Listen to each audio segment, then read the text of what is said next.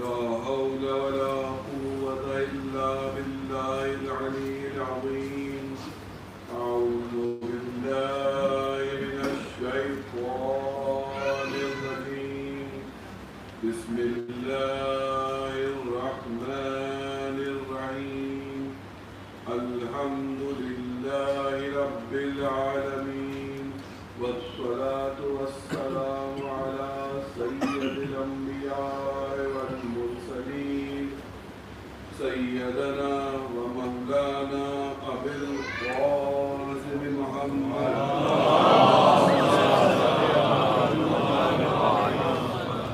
وآل بيته الطيبين الطاهرين المعصومين المظلومين. أما بعد، فقد قال الله تبارك وتعالى في كتابه المجيد والفرقان الحميد وقوله الحق. بسم الله الرحمن الرحيم. وكذلك جعلناكم أمة وسطا.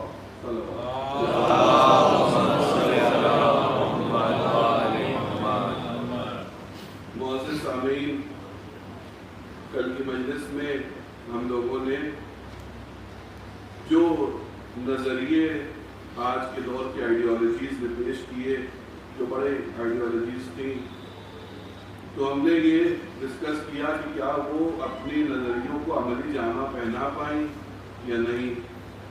تو پہلے ہم نے کیپٹلزم یا سرمایہ داری کو دیکھا اور یہ پایا کہ اس کے اندر ڈپریشن ہے، اس کے اندر سٹریس ہے، اس کے اندر نفسیاتی بیماریاں ہیں، اور اس نے سوسائٹی کو کوئی اہمیت نہیں دی اور انڈیویجولزم کو سب کچھ سمجھا. پھر اسی طرح ہم نے کمیونزم کو کا جائزہ لیا اور یہ پایا کمیونزم میں میڈیوکریٹی ہے، انڈیویجول کو دبایا گیا ہے اور سوسائٹی کو سب کچھ سمجھا گیا. پھر ہم نے اسلام کا جائزہ لیا اور ہم نے پایا کہ اسلام نے ان دونوں ہی نظریوں سے جو اچھائیاں تھیں ان کو لے لیا اور برائیوں کو اپنے سے دور کر دیا، اور اس نظریے کو کر کے یوں دکھایا کہ مسلمان جو ہیں ان کو نہیں روکا کہ وہ جس طرح سے چاہتے ہیں کمائیں، جتنا چاہتے ہیں حلال طریقے سے کمائیں، اور اس کے بعد خوب زکوٰۃ ادا کر دیں اور جس طرح چاہتے ہیں خرچ کریں. اور ان کو پھر ایسے ٹرین کر دیا اس طریقے سے کہ پھر خود اپنی مرضی سے صدقہ کرے، اپنی مرضی سے غریبوں میں دے. اور میں نے جیسا کسی مجلس میں کہا بھی ہے، اس سوسائٹی کو بنا کر کے اسلام نے دکھا دیا. کہاں پر؟ حضرت علی کی 4 سالہ جو حکومت ہے اس میں اس سوسائٹی کو بنا کے دکھا دیا کہ دیکھو ایسی سوسائٹی بنا دی کہ نہ جہاں کوئی بھوکا موجود تھا، نہ کسی کے پاس کوئی ایسا تھا کہ جس کے پاس پہننے کے لیے کپڑے نہ ہو، اور نہ ہی کوئی ایسا تھا کہ سر رکھنے کے لیے اس کے پاس جگہ نہ ہو. تو حضرت علی نے ایسی ایک سوسائٹی ہمارے سامنے رکھ دی. تو یہ جو ہم لوگ بات کر رہے تھے کہ اسلام مڈل وے کا مذہب ہے کہ نہیں ہے، یہ ہم نے کل اس کے اوپر بات کی. ایک بات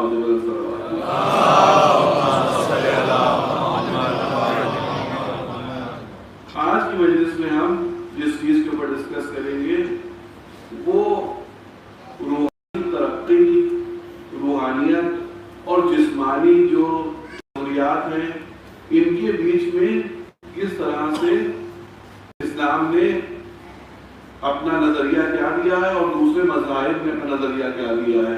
آج ہم اس کے اوپر ڈسکس کریں گے. اب دیکھیں، دوسرے مذاہب نے تو رہبانیت کو، موکٹ کو بہت اچھا سمجھا. آپ چاہے کوئی مذہب اٹھا کے دنیا کی یہ کہتے ہیں کہ یہ زیادہ اچھا ہے کہ انسان اس دنیا کو چھوڑ دے، یعنی سوسائٹی کو چھوڑ دے، سماج کو چھوڑ دے اور جا کر کسی غار میں، کسی پہاڑ پر، کسی جنگل میں جا کر کے عبادتیں کرے. یہ اسپرچویلٹی کی اپنی حد بتائی جاتی ہے. زیادہ تر مذہبوں میں یہ چیز موجود ہے کہ یہ جو دنیا ہے اس سے دور ہو جاؤ. اسلام نے اس کے مخالف نظریہ پیش کیا. اسلام نے کہا کہ اسی دنیا میں رہ کر کے، اسی سوسائٹی میں رہ کر کے مشکلوں کو جھیل کے، پریشانیاں اٹھا کر کے آپ کو روحانی ترقی کرنی ہے. جسمانی ضروریات کے بارے میں بتایا اور روحانی ترقی کے بارے میں بھی بتایا. مگر جب ہم غور کرتے ہیں ہم دیکھتے ہیں یہ نظریہ تو بتا دیا گیا, میں نے آپ کو بتا دیا, آپ نے سن لیا, اور بھی جگہوں پہ یہ بات بتائی جاتی ہے کہ وہاں کی زندگی تو بڑا آسان ہے کہ آپ جنگل میں چلے گئے, مگر اس دنیا میں زندگی گزارنا کتنا مشکل ہے. مگر جب ہم غور کرتے ہیں اس بات کے اوپر تو ہمیں سامنے آتا ہے کہ نہیں, جنگل میں جا کے رہنا آسان نہیں ہے.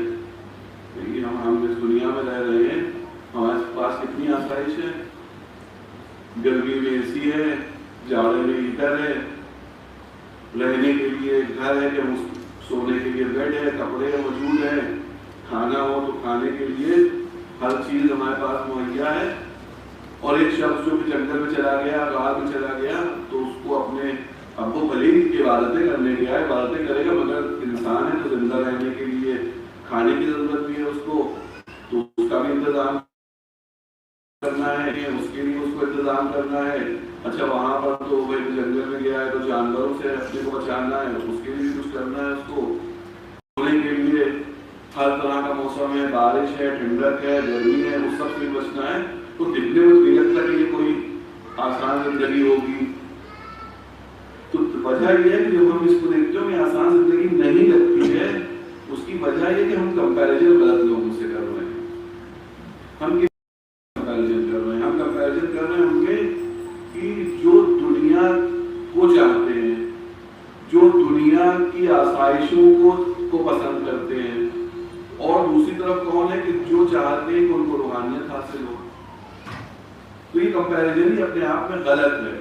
کمپیریزن ہونا چاہیے کن لوگوں کے بیچ میں, مقایسہ ہونا چاہیے کن لوگوں کے بیچ میں, ان دو کے بیچ میں کہ جو دونوں روحانی ترقی چاہتے ہیں. ایک یہ کہتا ہے کہ میں غار میں جا کر کے اس ترقی کو حاصل کروں گا, اور دوسرا یہ کہتا ہے کہ میں اس دنیا میں سوسائٹی میں رہ کر کے یہ روحانی ترقی حاصل کروں گا. ایک بات ہے بدل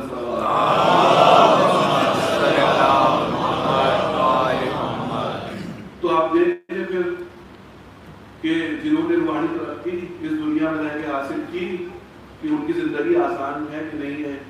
آپ رسول کی زندگی کو دیکھیے, آسان ہے تو گزارنے میں, آسان آسائش کی ان کی زندگی میں. حضرت علی کی پوری آپ سیرت دیکھیے, ان کی لائف دیکھیے, کیا وہ بہت آسان زندگی کے بس یوں ہی کٹ گئی, ہو گیا. کوئی بھی راہ ہے وہ, کوئی بھی قوم, کوئی کہہ سکتا ہے کہ اس کی زندگی حضرت علی سے مشکل اس نے گزاری, نہیں کہہ سکتا. اچھا چلیے یہ تو معصومین ہیں, کہ آپ کہیں کہ معصومین سے کیوں کمپیئر کر رہے ہو. تو آپ جو اس دنیا کے بھی جو روحانی ترقی جن کو حاصل کرنا تھی, جو اس راہ میں بڑھے, ان کو آپ دیکھ لیجیے. امام خمینی کی آپ کو آپ دیکھیے, ان کی زندگی آسان تھی, کس طرح انہوں نے زندگی گزاری. جب ایران کے شاہ کی مخالفت میں کھڑے ہوئے تو کیا کیا ظلم ان کے اوپر نہیں ہوا. ان کو اپنے ملک سے نکال دیا گیا, عراق میں آئے, عراق میں بیٹے کو شہید کر دیا, اسیسینیٹ کر دیا گیا, جوان بیٹا. پھر اس کے بعد فرانس بھیج دیا گیا, ایک انسان در بدر اس طرح سے پھر رہا ہے. پھر جب لوٹ کے آئے اور یہاں پر انقلاب ہو گیا, وہاں پر تو کیا آسانیاں ہو گئی. کبھی پارلیمنٹ میں بم ٹوٹ رہا ہے وہاں کی, تو کبھی وہی ان کا ساتھی قتل کیا جا رہا ہے, یہاں پہ اسیسینیشن, وہاں پہ بندوق. پوری زندگی اسی میں کہ کس طرح سے مسلمانوں کی اصلاح ہو, اس میں انہوں نے گزاری. آپ آیت اللہ خامنہئی کی زندگی کو دیکھ لیجیے, ان کی زندگی کیسی ہے. وہ دور کی جب انقلاب نہیں آیا تھا, اور جو اس وقت کے جب شاہ کا دور تھا, اس وقت جو علماء اس کی مخالفت کر رہے تھے, ان میں آیت اللہ خامنہئی بھی تھے. جو اس کی انٹیلیجنس ایجنسیاں تھیں جو ان لوگوں کو پکڑ کے لے آتی تھیں, تو ان کے ساتھ ایک پورا میوزیم ہے تہران میں, اگر آپ کا جانا ہو تو اس میں ضرور جائیے گا. پورا میوزیم بنایا گیا ہے تو اس میں کس طرح سے ان کے اوپر کیا کرتے تھے. تو علماء, اتنے بڑے علماء, آیت اللہ, جس کیتلی میں چائے دی جاتی تھی اس میں چپلیں ڈالتے تھے, اور کیتلی کو پیر سے دھکا دے کے ان کی طرف پھینکتے تھے. کیا یہ آسان زندگی تھی؟ ان لوگوں کی زندگی آسان؟ کون کہہ سکتا ہے؟ کون راہب کہے گا؟ کون لوگ کہے گا کہ میری زندگی کی میں جو زندگی گزار رہا تھا وہ تو بڑی آسان زندگی ہے، بہت بڑی مشکل زندگی ہے، اور یہاں کی زندگی آسان ہے؟ تو یہ ہمیں دیکھنا پڑے گا کہ ہم کمپیئر کس سے کر رہے ہیں، کن لوگوں کو کمپیئر کر رہے ہیں، یہ ہم کو دیکھنا پڑے گا۔ مگر اسلام کی اور دوسرے مذاہب کا فرق یہاں پر یہ ہے کہ جب دوسرے مذاہب نے بتایا کہ روحانیت کی طرف جانے کا راستہ بتایا تو صرف اور صرف ان کو بتایا کہ جو لوگ روحانیت کو چاہتے تھے، جن کو روحانیت کی تلاش تھی، روحانیت کی روحی ترقی کی تلاش تھی۔ مگر جب اسلام نے 1400 سال پہلے ہمارے معصومین نے یہ بتایا تو یہ ہر شخص عام و خاص کو بتا دیا کہ کیسے میں روحانی ترقی حاصل کرنی ہے۔ بس محمد و آل محمد صلی اللہ علیہ وسلم۔ تو یہ روحانی ترقی ہمارے لیے بھی ہے، ہم بھی چاہیں کہ مرد مومن بن جائیں، ہم بھی چاہیں کہ مرد مجاہد بن جائیں، اور یہ روحانی ترقی یعنی ہر شخص کے لیے، عام و خاص کے لیے دے دی۔ اب آپ اس طرح دیکھیے دوسرے مذاہب، آپ کرسچینٹی کو دیکھیے، کرسچینٹی نے کیا کہا کہ کیونکہ جناب عیسیٰ نے شادی نہیں کی تو انسان کو شادی نہیں کرنی چاہیے، شادی بری چیز ہے، شادی اچھی چیز نہیں ہے، ان کے اپلیس پرنٹس جو ہے وہ شادی کرتی بھی نہیں ہے۔ اچھا اب یہاں پہ بھی دیکھیے کہ جب مخالفت کی نیچرل چیز کی کہ جو اللہ نے انسان کے اندر موجود کی تھی، تو ممبر کی تو تقدس سے خلاف ہے میں وہ چیزیں بولوں، مگر سب جانتے ہیں کہ جو پریسٹ ہے کن کن چیزوں کی مثال بن گئے، کس طرح سے پریسٹ کے لیے کیا کیا باتیں کہی جاتی ہیں۔ تو جب نیچرل چیزوں کی مخالفت کی تو جو سب سے بڑی ان کے یہاں روحانیت تھی وہ کیا بن کے رہ گئی۔ اسی طرح آپ بدھزم میں دیکھیں، بدھزم میں کیا کہا گیا کہ عورت اور مرد کے جو تعلقات ہیں وہ نروانا کو حاصل کرنے کے لیے کمزوری ہے، وہ اگر وہ ہوں گے تو انسان نروانا حاصل نہیں کر سکتا۔ اور اگر یہ دونوں ہی نظریں، چاہے بدھزم کا چاہے کرسچینٹی کا، اگر ہر کرسچن اور بدھسٹ صحیح طریقے سے مان لے تو پھر یہ ہونا چاہیے تھا کہ نہ اس دنیا میں بدھسٹ ہوتے ہیں نہ کرسچن ہوتے ہیں۔ تو جب بھی نیچرل اور جو فطری چیزیں ہیں، انسان کی جو فطرت ہے اس کی مخالفت کی تو کیا ہوا کہ اب آپ دیکھیں دونوں ہی مذہبوں میں جتنی بھی شادی کی مخالفت کی ہو شادی پھر بھی موجود ہے۔ کرسچینٹی میں بھی شادی ہے اور بدھزم میں بھی شادی ہے، بس بدھزم میں یہ ہو گیا ہے کہ ان کے یہاں کوئی رسم نہیں ہوتی ہے، بس وہ کہتے ہیں کہ اگر دو لوگ یہ سوچ کے کہ وہ میاں بیوی ہیں اور ساتھ رہنے لگے تو وہ میاں بیوی ہو جائیں گے، ان کے یہاں کوئی رسم نہیں ہے، مگر شادی کا تصور انہیں بھی ماننا پڑا، مجبوراً ماننا پڑا، ویسے ہی عیسائیوں کو مجبوراً ماننا پڑا۔ اور ادھر ہمارے رسول محمد مصطفیٰ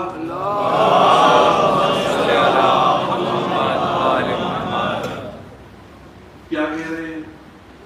وہ کہہ رہے ہیں النکاح من سنتی، نکاح شادی جو ہے میرے وہ سنت ہے، میری سنت ہے۔ اور آگے کیا کہہ رہے ہیں؟ جو جس نے نکاح جس نے شادی نہیں کی وہ میری امت سے نہیں۔ پھر کہا کہیں پہ کہا کہ جس نے شادی کر لی اس کا آدھا دین مکمل ہو گیا، کہیں پہ کہا کہ جس نے شادی جو شادی شدہ ہے اس کی عبادتیں 25 گنا زیادہ اس کو ثواب ملتا ہے عبادتوں میں، کہیں پہ کہا کہ بلا وجہ شادی جو کرتا ہے وہ میری امت میں سے نہیں ہے، جو بلا وجہ شادی نہیں کرتا ہے وہ میری امت میں سے نہیں ہے۔ تو رسول نے تو یہ معیار قائم کر دیا اور یہ راستہ بتا دیا کہ دیکھو جو روحانیت ہے اور جو جسمانیت ہے دونوں اللہ نے انسان کے اندر رکھی ہیں اور دونوں ہی ضروری ہیں۔ بس محمد و آل محمد صلی اللہ علیہ وسلم۔ پھر اس کا نتیجہ کیا ہوا؟ اس کا نتیجہ یہ ہوا کہ ہم کو ایک بیلنس اپروچ مل گئی، روحانیت اور جسمانیت کے بیچ میں ایک اپروچ ہمارے سامنے آئی۔ شریعت نے اس چیز کو بالکل اچھا نہیں سمجھا کہ یہ شریعت کے باہر یا شریعت کی مخالفت میں یہ تعلقات قائم کیے جائیں، اور اس کی بہت سخت سزا اس دنیا میں بھی رکھی اور آخرت میں بھی رکھی۔ بدکاری کی سزا بہت سخت ہے۔ اسلام نے کبھی بھی اس نعرے کو یا اس تحریک کو کی مخالفت کی کہ میری مرضی میرا جسم میری مرضی، کہ پاکستان شروع ہوا ہے تو یہ اس کی ہمیشہ مخالفت کی، اور انسان یہ کہا کہ تمہارا جسم بھی اور تمہارا وجود بھی یہ سب اللہ کا ہے، اللہ کی دی ہوئی امانت ہے، یہ کہا۔ اچھا یہاں پہ ایک چیز دماغ میں آ گئی تو بتاتا چلوں کہ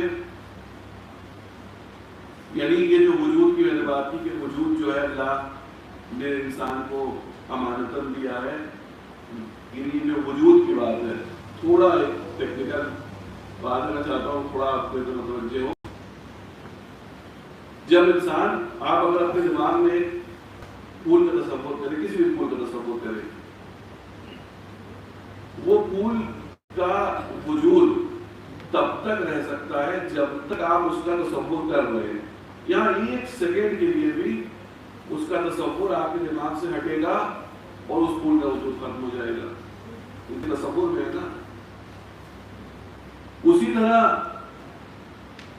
ہمارا اور اللہ کا بھی رشتہ ہے، ایک بالکل ایگزیکٹ تو نہیں، مگر میں مثال کے طور پر میں سمجھا رہا ہوں کہ اللہ اور ہمارا رشتہ بھی بس ایسا ہی ہے کہ ہم لہجہ بہ لہجہ ایک ایک یعنی ثانیہ یا سیکنڈ یا ہر سیکنڈ کے ہزارواں حصہ جتنا بھی کیا جا سکتا ہے اللہ سے جڑے ہوئے ہیں، اور ایک سیکنڈ کے لیے بھی یہ رشتہ ٹوٹا نہیں کہ ہمارا وجود ختم ہو جائے، تو ہمارا وجود ہر وقت اللہ سے جڑا ہوا ہے، اللہ نے ہم کو وجود دیا ہے، تو یہ ہمارے اوپر اللہ کی امانت ہے۔ پر محمد و آل محمد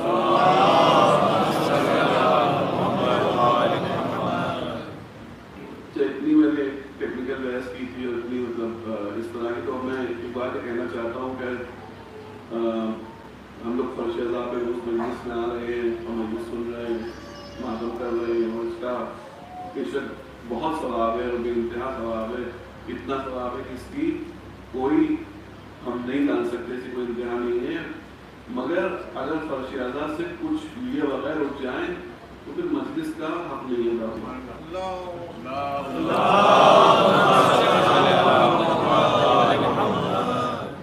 بس میری یہ گزارش ہے کہ اگر کسی کے ذہن میں کوئی سوال کوئی شبہ رہ جاتا ہے تو کتنے دن سے ہم لوگ اس بات پہ ڈسکس کر رہے ہیں، کوئی ٹاپک یا آگے بھی ہم مکی مجلسوں میں بات کریں گے، تو کوئی شبہ کوئی سوال ہوتا ہے تو میں مجلس کے بعد یہاں پر ہوتا ہوں، مجھ سے وہ پوچھ سکتا ہے۔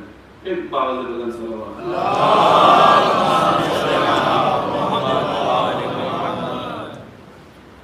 تو جو نیچرل اللہ نے چیزیں انسان کے اندر ڈالی، جو اس کی فطرت میں ڈالا، اس کے مخالف جب بھی کام کیا گیا تو اس کا ریئیکشن، اس کا وہ عکس العمل آیا۔ اسی طرح آپ دیکھیے مجبور ہو کر کے دنیا والوں میں ایک طرف تو یہ ہے کہ میرا جسم میری مرضی، ٹھیک ہے، یہ اگر دنیا والوں نے مانا اس بات کو مانتے ہیں، مگر مجبور ہو کر کے بہت سی جگہ کے اوپر یہ ہوتا ہے کہ اس کو مجبور ہو کر نہیں مانتے۔ کیوں نہیں مانتے؟ انسان کو پھر یہ ہونا چاہیے کہ وہ سوسائڈ کر سکے، اپنی خودکشی کر لے، اپنی جان لے لے، مگر یہاں کے قانون میں بھی، ہندوستان کے قانون میں بھی اور دنیا کے ہر ملک کے قانون میں اٹیمپٹ ٹو جو ہے پنشیبل آفینس ہے۔ میرا جسم میری مرضی ہے تو پھر میرا جسم جب تک جینا چاہوں جی، جینا چاہوں ختم کر دوں اپنے کو۔ ویسے کچھ اب نئے کچھ ملکوں میں یہ نیا قانون انہوں نے لاگو کیا ہے کہ جو لوگ لا علاج ہوتے ہیں، جن کا کوئی علاج نہیں ہو سکتا ہے، ان کو ان کی مرضی سے کوئی وہ موت کا انجیکشن لگا کر کے جو ان کا درد کی شدت بھی زیادہ ہوتی ہے ان کو لگا دیا جاتا ہے، مگر آج بھی کسی مسلمان ممالک میں ایسا نہیں ہوتا۔ انہوں نے گوارا مسلمان ممالک نے گوارا نہیں کیا کہ ایسا کیا جا سکے. ہمارے رسول محمد مصطفیٰ صلی اللہ علیہ وسلم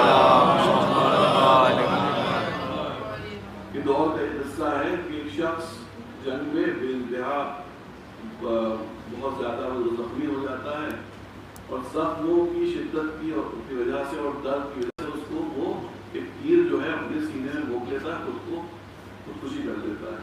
وہیں پر وہ مرنے والا ہوتا ہے, ایسا نہیں زندہ بچ جاتا ہے, وہ مرنے والا ہوتا ہے, مگر اس سے اس کا درد برداشت نہیں ہوتا ہے, اپنے خود کو مار لیتا ہے. تو رسول کہتے ہیں کہ یہ شہید نہیں ہے. رسول اس کی شہادت کچھ دیر رک جاتا, شہادت حاصل ہو جاتی. تو اللہ نے خودکشی کو اچھا نہیں سمجھا, کیونکہ لائف دی ہے آپ کو, انسان کو زندگی دی, یہ ایک امانت ہے. جب تک امانت ہے اس میں آپ خیانت نہیں کر سکتے. تو جو مسلمان ہیں ان کو یہ ہوا کہ ان کے لیے ضروری ہو گیا کہ وہ جو مڈل وے ہے, جو بیچ کا راستہ ہے, اس کو ڈھونڈے. اور یہ بیچ کا راستہ ہمیں جو سلسلہ ہدایت آیا ہے کہ اس میں نبوت ہے, اسی کے ذریعے مل سکتا ہے, اور کوئی ذریعہ بھی نہیں ہے. اچھا, یہاں بتا چلوں کہ اصول دین 5 ہیں. ہم لوگوں نے ابھی کل کی بھی بحث, کل کی مجلس میں بھی اور پرسوں کی مجلس میں بھی یہ بات کی تھی کہ 3 عقیدے, 3 چیزوں پہ ایمان سے انسان مسلمان بنتا ہے, کہ ایک اللہ پہ ایمان, ایک رسول رسالت پہ ایمان, ایک آخرت پہ ایمان. مگر شیعہ بننے کے لیے 5 عقیدے چاہیے. اس کو بھی جو کہ اس سے بھی بات ہوگی تو یہ بھی کلیئر ہو جانا چاہیے کہ شیعت کے کیا عقیدے. تو پہلا عقیدہ جو کامن ہے کہ اللہ کے اوپر ایمان, اللہ کی وحدانیت پہ ایمان, اللہ کو ایک ماننا, اللہ کے صفات کو ماننا کہ اللہ حکیم ہے, اللہ قادر ہے, اللہ حی ہے. یہ سب چیزوں کے اوپر انسان کا ایمان ضروری. دوسرا عقیدہ شیعوں کا عقیدہ کیا, ایک صفت اللہ کی صفت ہے, یوں تو وہ صفت آلریڈی آتی ہے توحید کے اندر ہی, مگر علماء نے اس کو اتنا ضروری سمجھا ہے, اتنا ضروری سمجھا ہے ہمارے لیے, کیونکہ ایک وجہ یہ بھی ہے کہ دوسرے جو مسلک ہیں مسلمانوں کے, انہوں نے اس صفت کو اللہ کی صفت نہیں مانا ہے, اللہ کی کہ اللہ عادل ہے. یہ دوسرا جو وہ ہے عقیدہ کہ اللہ عادل ہے, عادل کی صفت. تو دوسرے جو مسلک ہے انہوں نے اللہ کو عادل نہیں مانا ہے, کیونکہ ان کا یہ ماننا ہے کہ جب اللہ کے پاس سب قدرت ہے تو پھر وہ ایک اچھے کو جہنم میں بھی ڈال سکتا ہے اور ایک برے انسان کو جنت میں بھی ڈال سکتا ہے. مگر ہمارے یہاں یہ ہے کہ اللہ نے اپنے اوپر خود عدل کو واجب کیا ہے. تو عدل کی دوسری صفت, دوسرا عقیدہ عدل کا عقیدہ کہ اللہ عادل ہے, ظالم نہیں ہے. پھر تیسرا عقیدہ کس چیز کا عقیدہ کہ اللہ نے رسولوں کو بھیجا, رسالت کا عقیدہ. اب رسالت کے عقیدے میں کیا آتا ہے کہ کیونکہ اللہ خود جو ہے وہ ہم کو اپنے جو اس کے احکامات ہیں, جو اس کے قوانین ہیں, جو اس کی شریعت ہے, وہ اس نے خود تو آگے دی نہیں ہے. ویسے اللہ نے ہمارے دل کے اندر ایک, ہمارے فطرت کے اندر ایک جنرل کہہ سکتے ہیں یہ صفت رکھی ہے کہ جنرل اچھائی کو برائی کو پہچان سکے. اس کی بحث ہم لوگ حسن و خوب میں کرتے بھی ہیں, کلام کی بحث ہے حسن و خوب کی, اس میں یہ بحث کرتے ہیں. ان کو بحث تو نہیں کرنی ہوئی تو کافی لمبی طویل ہے, مگر اس بات کو اس بحث سے یہ بتاتا ہوں کہ انسان کی فطرت کے اندر کچھ یہ چیز موجود ہے کہ وہ اچھائیوں کو, سب نہیں, کچھ اچھائیوں کو بھی پہچان سکتا ہے, کچھ برائیوں کو بھی پہچان سکتا ہے, اور کسی حاجی کی ضرورت نہیں ہے اس کے لیے. خود انسان کے اندر یہ چیز موجود ہے. جیسے سچائی اچھی چیز ہے اور برائی اور جھوٹ بری چیز ہے, یہ سب رسولوں نے آئے کہا, مگر یہ انسان کے اندر موجود ہے, ضرورت نہیں بتانے کی, یہ انسان خود اپنے فطرت سے پہچان سکتا ہے. ویسے ہی ظلم برا ہے اور انسان ایک دوسرے انسان کی مدد کرنا یہ اچھی بات ہے. اس کے لیے کوئی ضرورت نہیں کوئی ہم کو آگے بتائے, یہ ہمارے دل کے اندر, یہ ہمارے یہ اس کی ایک خاص تعبیر دیتے ہیں علماء کے نبی باطن، وہ سسٹم کی جو ہم کو خبر دے باطن سے اچھائی کی طرف کی، تو یہ اللہ نے ہمیں خبیر رکھا۔ مگر جو چیزیں اب اس کے اوپر آتی ہیں کہ جو اللہ نے اور چیزیں بھی جو ہم اپنی آنکھوں سے اپنی فطرت سے نہیں سمجھ سکتے، وہ کیسے بھیجے، وہ کیسے ہم تک پہنچائے، تو اس کے لیے رسالت ہے کہ یہ ہدایت کا پورا ایک سلسلہ ہے کہ حضرت آدم سے شروع ہوتا ہے اور یہ ہمارے نبی محمد مصطفیٰ صلی اللہ علیہ وسلم ان پر یہ آ کر ختم ہو جاتا ہے۔ ہمارے نبی آئے، سارے احکامات اللہ کے خاتم الانبیاء کہلاتے ہیں، انہوں نے آ کے سارے احکامات، سارے قوانین، ساری شریعت ہم کو بتا دی۔ اب ہدایت کی ضرورت ختم ہو گئی، اب ہمیں ہدایت کی ضرورت نہیں رہ گئی۔ کیا ایسا ہو گیا؟ نہیں، بلکہ جب تک انسان زندہ ہے، جب تک انسانیت زندہ ہے، کہ جب تک انسانیت زندہ ہے، جب تک یہاں پر اس زمین پر انسان موجود ہے، ہدایت کی ضرورت بھی موجود ہے۔ تو جب ہدایت کی ضرورت موجود ہے تو چوتھا عقیدہ آیا، امامت کا عقیدہ، جو اس کی رسالت کے ساتھ ضمیمہ ہے، جڑا ہوا ہے، اٹیچڈ ہے۔ یہ اس ہدایت کے سلسلے کی کو آگے بڑھاتا ہے، اس کی ایک کڑی ہے، جس میں پہلا امام ہمارا امیر المومنین علی بن ابی طالب ہے۔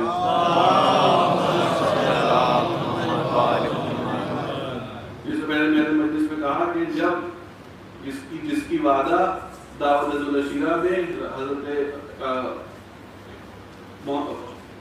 نبی نے علی سے اس وقت یہ وعدہ کیا تھا، اس کو غدیر قوم نے پورا کیا ہے۔ اب کیا منظر ہے غدیر قوم کا کہ رسول آخری حج کر کے لوٹ رہے ہیں اور ایک بہت بڑی بھیڑ، بہت بڑی تعداد لوگوں کی ان کے ساتھ ہے۔ اس تعداد کو لے کر کے اب وہ آتے ہیں غدیر قوم میں۔ اچھا، رسول نے کئی متعدد جگہوں کے اوپر حضرت علی کا تعارف کرایا ہے کہ میرے جانشین ہے۔ کئی جگہوں کے اوپر جیسے اس طرح سے کہ میری اور علی کی نسبت ایسی ہے جیسی موسیٰ اور ہارون کی ہے، بس میرے بعد نبی نہیں ہوگا، یا یہ حدیث کے میں تمہارے دل کو خلاص کرا کر تجھے چھوڑا جا رہا ہوں، ایک قرآن اور ایک اہل بیت جس نے ان کو پکڑ لیا، تھام لیا، اس کو اس کی نجات تک کی۔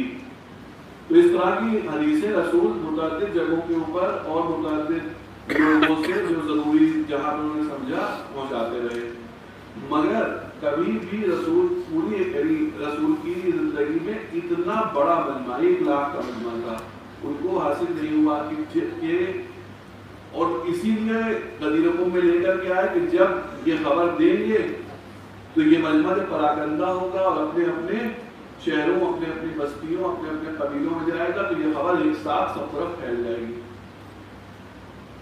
تو رسول جو ہیں غدیر قوم میں لے کے آتے ہیں پورے مجمع کو، اور سب جتنے بھی جگہ تھی جہاں پر قافلے کو روکا جا سکتا تھا، قافلے کی رکنے کی جگہ تھی، ان کو اگنور کرتے ہوئے آتے ہیں۔ اور اس کی وجہ علماء بتاتے ہیں کہ یہ تھی کہ یہ نہ کوئی آدمی کہے کہ وہ ہم جو ایک جگہ رکے تھے اور رسول نے ایک بات نہ بتائی تھی، بلکہ یہ ہو کہ یہ بات بتانے کے لیے رکے تھے۔ تو ایک بیابان، ایک صحرا کہ جہاں پر دھوپ شدید ہے، گرمی شدید ہے، وہاں پر رکے، اور رکنے کے بعد آپ لوگ سب کا آپ نے سنا ہوا ہے کہ ممبر بنایا گیا، اور ایسا ممبر تھا، ویسا ممبر تھا، کہ اتنا اونچا اونٹوں کا ممبر۔ اس کو شاعر اہل بیت حیدر زیدی صاحب جو الہ آبادی ہیں انہوں نے بہت اچھا کہا ہے شعر کے ذریعے، غدیر قم کا وہ منظر، غدیر قم کا وہ منظر، فراز دار پر میسم، غدیر قم کا وہ منظر، فراز دار پر میسم، نہ ایسے ہوں گے اب ذاکر، نہ ایسا تذکرہ ہوگا۔ اور محمد وآل محمد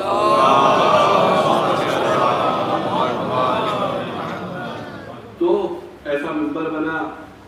پھر رسول نے اللہ کی حمد و ثنا کی، اس کے بعد رسول کہتے ہیں ان قریب وہ وقت آنے والا ہے کہ میں اس دنیا چلا جاؤں گا اور تمہارے بیچ دو گرم ختم چیزیں چھوڑے جا رہا ہوں، ایک اللہ کی کتاب کی جو نور ہے اس کو تھامے رہو اور میرے اہل بیت۔ اس کے بعد پھر کہتے ہیں کہ کیا میں تمہارے اوپر کیا میں تمہارے نفسوں پر تم سے زیادہ تصرف نہیں رکھتا ہوں؟ یہاں پہ نہیں رکھتا ہوں کبھی یہ وہ ہے کہ جیسے جب سوال کیا جاتا ہے، اگر آپ سوال کریے کہ جب پازیٹیو میں سوال کیا جاتا ہے کہ کیا میں تمہارے اوپر رکھتا ہوں، تو ہاں رکھتے ہیں، مگر زور کا بات ہے جب آپ نیگیٹو میں پوچھتے ہیں کہ کیا میں نہیں رکھتا ہوں، تو جواب ہے بے شک آپ رکھتے ہیں۔ اور یہی مسلمانوں نے کہا، جیسے ہی مسلمان کہتے ہیں کہ بے شک رسول آپ ہمارے نفسوں پہ ہم سے زیادہ تصرف رکھتے ہیں، رسول مولا علی کو اپنے دست پہ اٹھاتے ہیں اور کہتے ہیں من کنت مولا فہذا علی المولا، جس کا میں مولا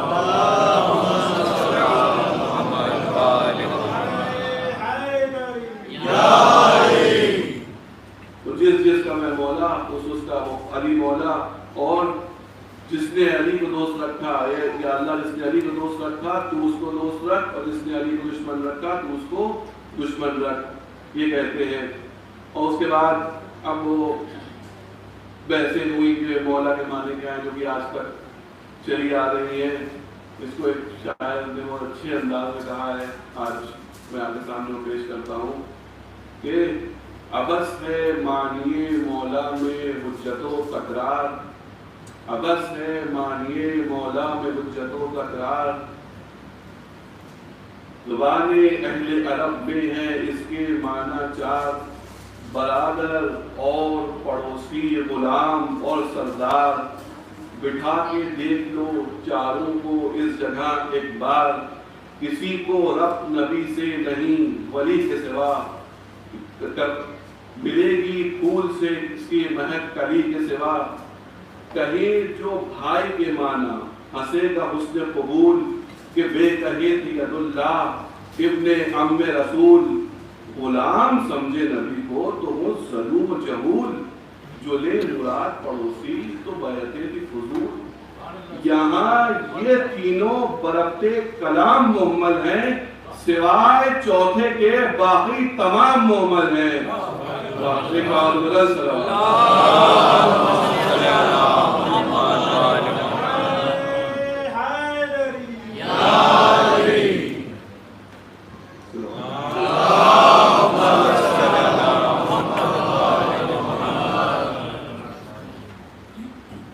تو مولا کے معنی میں میں سے زیادہ نہیں کہوں گا کہ بس مولا کے معنی سردار کے، مولا کے معنی لیڈر کے، سرور کے، اور اسی پر اکتفا کروں گا ان شعروں پر۔ اس کے بعد ایک صاحب آئے جنہوں نے یہ کہا کہ میں نے کہا نا کہ دعوت الرشیدہ میں رسول نے حضرت علی سے وعدہ کیا کہ تم میرے جانشین ہو، اور اس وعدے کو یہاں پر پورا کیا متدلی رقم میں۔ تو ایک صاحب آئے نے ابھی یعنی تقریباً یہ بات شاید 50 سال پہلے کی ہو یا 40 سال پہلے کی ہو، انہوں نے دعویٰ کیا کہ رسول اگر رسول کے ہاتھ میں ہوتا اور اگر رسول کو چاہتے تو وہ علی کو ہی اپنا جانشین اور اپنا خلیفہ بناتے، مگر جب حضرت علی سے انہوں نے یہ وعدہ کیا تھا اس وقت ان کی حیثیت ایک بے یار مددگار لیڈر کی تھی۔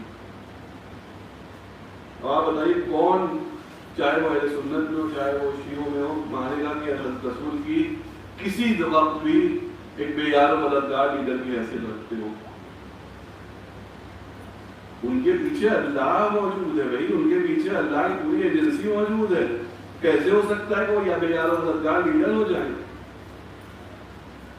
تو وہ نہیں ہو سکتے۔ تو جو وعدہ انہوں نے، اچھا دوسری چیز یہ سامنے آتی ہے کہ دوسرا سب سے بڑی چیز سوال سامنے آتا ہے کہ کیسے ہم پھر ان پہ بھروسہ کر لیں جس شخص نے اپنے بھائی سے کیا ہوا وعدہ پورا نہیں کیا، تو ہم سے کیا ہو وعدہ کوثر اور کا وعدہ اور جنت کا وعدہ اور اس کا وعدہ، اس وعدے پہ کیسے بھروسہ کرتے ہیں؟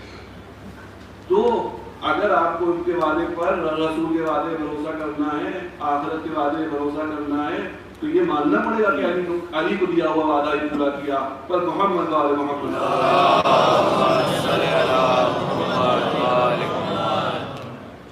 تو یہ امامت کی یہ پہلی جو کڑی تھی حضرت علی سے شروع ہوتی ہے، اور یہ ہمارے امام زمانہ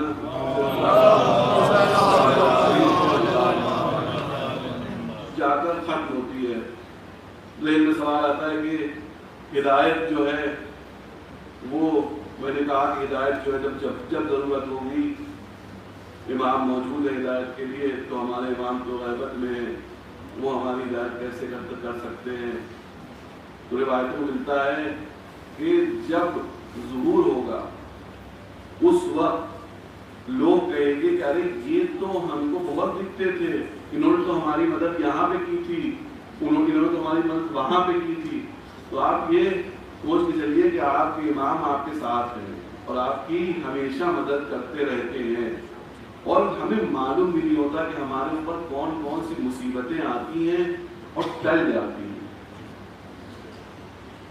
یہ کیونکہ یہ اس بات پہ یقین رکھیے، کیونکہ یہ مذہب، یہ ہمارا یقین، ہم اس کو مانتے ہیں کہ صحیح مذہب ہمارا ہے، کیونکہ یہ صحیح مذہب ہے، اس کے خلاف جتنی دنیا بھر میں سے خلاف سازشیں ہیں وہ ہمارے ہی خلاف ہیں، اور ان کو کیسے یہ رد ہو جاتی ہے، نہ ہم کو سازشوں کا معلوم ہوتی ہے، نہ ہم کو ان کا رد ہونا معلوم ہوتا ہے۔ تو یہ یقین رکھیے کہ ہمارے امام ہمارے ساتھ موجود ہیں، بس یہ کمی، ہم کے کنیکشن ہے، کمی ہے کہ ہماری طرف سے یہ کمی ہو جاتی ہے کہ ہم اس کنیکشن کو پوری طرح سے نہیں نبھا پاتے۔ تو ہمیں چاہیے کہ ہم اپنی طرف سے پوری کوشش کریں کہ ہم اپنے کو ایسا بنائیں کہ ہم اس ہدایت کو ان سے حاصل کر سکیں۔ ایک باوز بلند صلوات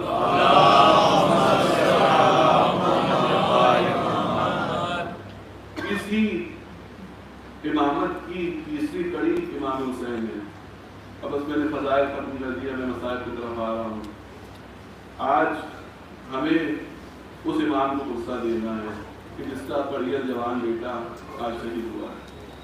ہم سال بھر جناب سیدہ کو قرصہ دیتے ہیں، امام حسین کا قرصہ دیتے ہیں سال بھر، مگر آج کے روز امام حسین کو ان کے بیٹے کا قرصہ دینا ہے۔ حضرت علی اکبر کے لیے ملتا ہے، علماء کہتے ہیں کہ ان کی منزلت تک کوئی سوچ نہیں پہنچ سکتی، ان کی معرفت کسی شخص کو حاصل نہیں ہو سکتی، ان کی منزلت جو سمجھنے کے لیے ایک اندازہ ہونے کے لیے واقعہ ہے کہ جب امام حسین وہاں سے مدینہ سے روانہ ہوتے ہیں، راستے میں کہیں ان کی آنکھ لگ جاتی ہے، جب آنکھ دوبارہ کھلتی ہے کہتے ہیں انا للہ و انا الیہ راجعون۔ جناب علی اکبر نزدیک آتے پوچھتے ہیں بابا یہ کلمے آپ نے اپنی زبان سے کیوں کہے، کیا وجہ ہوئی؟ تو کہتے ہیں کہ بیٹا میں نے خواب میں دیکھا کہ یہ ایک منادی آواز دے رہا ہے کہ اس قافلے کے پیچھے پیچھے موت چل رہی ہے۔ جناب علی اکبر کیا کہتے ہیں؟ کہتے ہیں کہ بابا کیا ہم حق پر نہیں ہیں؟ امام حسین جواب دیتے ہیں کیوں نہیں بیٹا، ہم حق پر ہیں، ہم حق پر ہیں۔ تو جناب علی اکبر کہتے ہیں تو اس سے کیا فرق پڑتا ہے کہ موت ہمارے پیچھے آ رہی ہے یا ہم موت کی طرف جا رہے ہیں؟ تو یہ جناب علی اکبر کی شان ہے، یہ جناب علی اکبر کی منزلت ہے، شبیہ پیغمبر تھے۔ امام حسین کہتے ہیں کہ جب مجھے رسول کو، اپنے نانا کو دیکھنے کا دل چاہتا تھا، جب ہم میں سے کسی کو نانا کو دیکھنے کا دل چاہتا تھا تو ہم علی اکبر کو جا کے دیکھتے تھے، اور جب رسول کی آواز سننے کا دل چاہتا تھا تو علی اکبر کی آواز کو سن لیا کرتے تھے۔ یعنی کم کسی شخص کے لیے فضیلت ہے کہ وہ اس کا کردار، اس کا اخلاق ایسا ہو جائے کہ جو کہ نبی سے اس کی شبیہ شباہت ہو جائے گا؟ کیوں رسول امام حسین کربلا میں لے کے آئے حضرت علی اکبر کو؟ اس لیے کہ حجت تمام کرنا تھی کہ جب یہ اپنے چہرے سے نقاب ہٹائیں گے اور سب لوگ دیکھیں گے دیکھو تم کس کے سامنے آئے ہو، کس سے لڑنے آئے ہو۔ ایک عالم دین کا قصہ ہے، بتاتے ہیں کہ ایک شخص ان کے پاس آیا، نہیں ایک شخص وہ دیکھتے تھے کہ کربلا میں امام کے حرم میں جاتا تھا اور زری سے لپٹ کے رو رو کر کے دعا کرتا تھا کہ اللہ مجھے لڑکا دے دے اور وہ لڑکا جوان ہو وہ مر جائے۔ ان کو بڑا تعجب ہوتا تھا کہ یہ کس طرح کی دعا ہے، یہ کیسی دعا ہے، عجیب دعا ہے کہ لڑکا دے دے اور بڑا ہو اور مر جائے۔ تو خیر اس کو لڑکا ملتا ہے، لڑکا اس کے یہاں ہوتا ہے، لڑکا بڑا ہوتا ہے، جوان ہوتا ہے، کہتے ہیں کہ میں بازار میں جا رہا تھا، شور ہوتا ہے تو پوچھتے ہیں کیا ہوا، تو کہتے ہیں وہ لڑکا مر گیا۔ یہ دوڑتے ہوئے وہاں پہنچتے ہیں، دیکھیں کیا ہوا، تو وہ شخص اپنے بیٹے کی لاش کے اوپر گرا ہوا تھا اور کہہ رہا تھا کہ میں یہ جاننا چاہتا تھا، میں اس لیے دعا کی تھی کہ میں جاننا چاہتا تھا کہ امام حسین جوان بیٹے کی لاش پر سے اٹھے کیسے، مجھ سے تو نہیں اٹھا جا رہا۔ ہمارے چھٹے امام فرماتے ہیں کہ دنیا کی سب سے زیادہ لذت کی چیز جو انسان کو حاصل ہو سکتی ہے، جس میں سب سے زیادہ لذت ہے، وہ اولاد کا جوان ہونا، اولاد کو جوان دیکھنا اور کامیاب دیکھنا ہے۔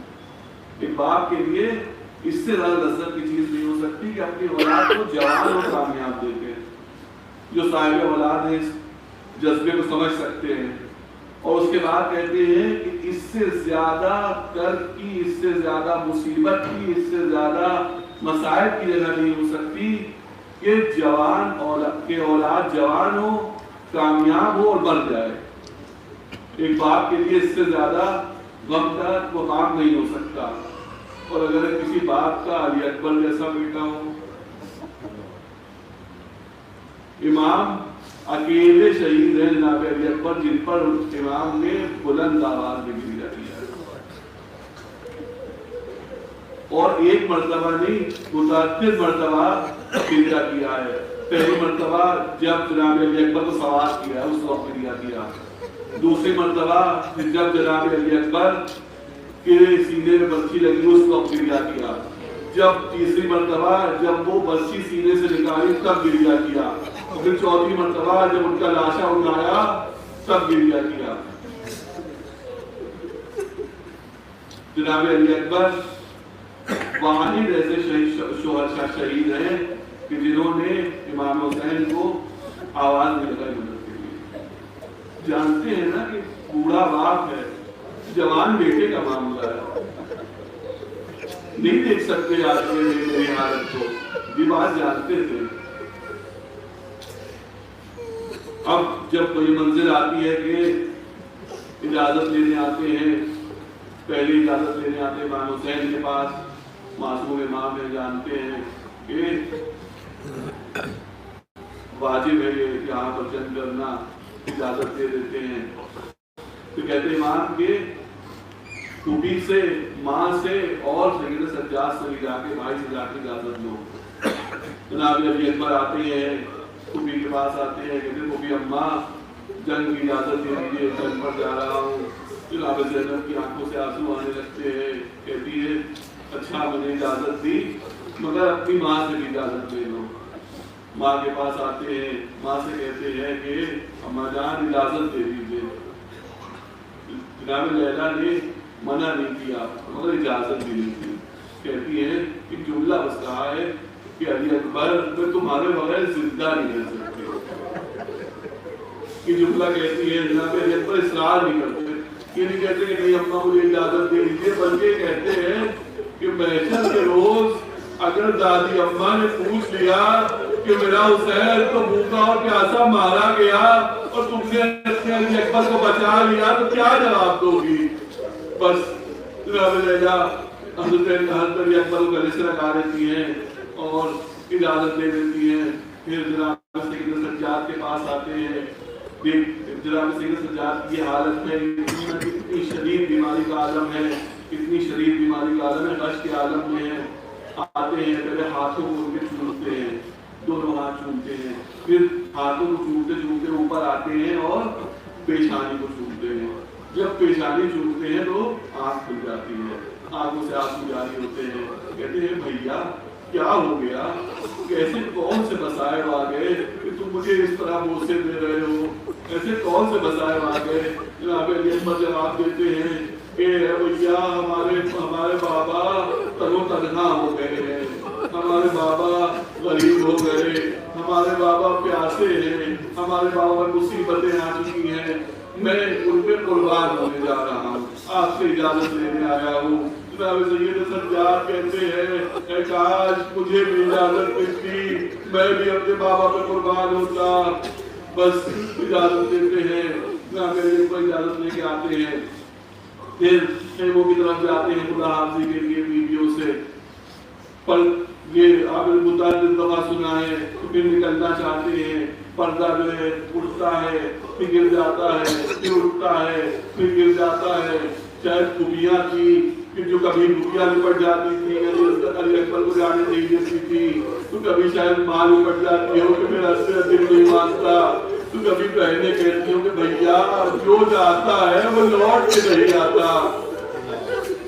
جناب علی اکبر کی جناب لیلا کی محبت جناب علی اکبر سے اتنی زیادہ تھی.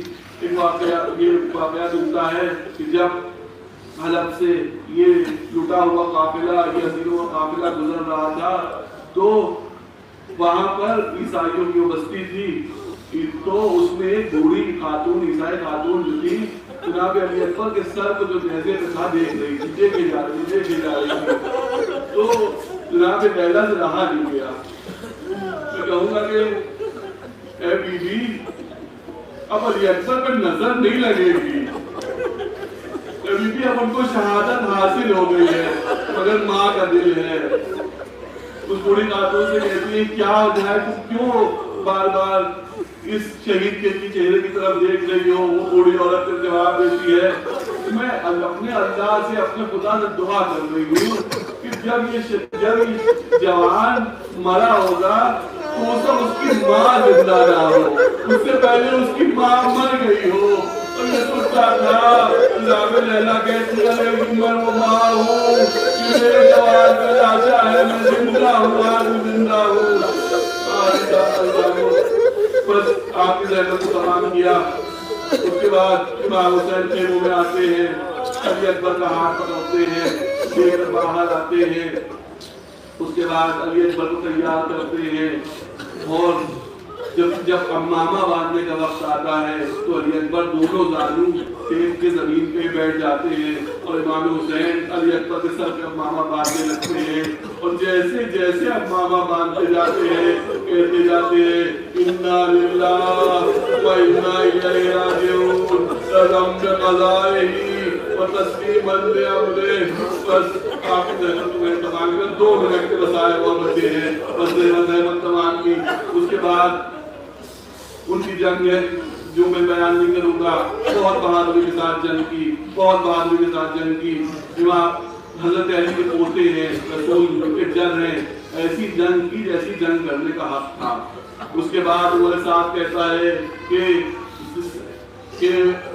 پرچھی مارو, پرچھی ماری جاتی ہے, حضرت علی اکبر کے سینے میں لگتی ہے.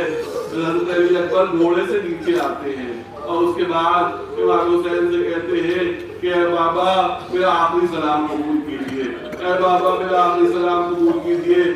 جناب غر عاملی یہاں پہ لکھتے ہیں کہ امام حسین گھوڑے پر علی اکبر کے نزدیک آتے ہیں, اور آنکھوں کی روشنی جا چکی ہے, اپنے کو گھوڑے سے نیچے گرا دیتے ہیں, اور اس کے بعد کوہنیوں کے بل علی اکبر کی طرف بڑھتے ہیں, اور عالم کے نئے کبھی اٹھتے ہیں اور کبھی گر جاتے ہیں, اور ایک صدا یا علی یا علی لانے کی سزائیں دیتے ہیں. میں کہوں گا یہ اس علی کو نہیں پکار رہے, یہ اس نجف کے علی کو پکار رہے ہیں کہ بابا میری مدد کے لیے آئیے, میں کیسے جوان بیٹے کے ناشے کو اٹھاؤ.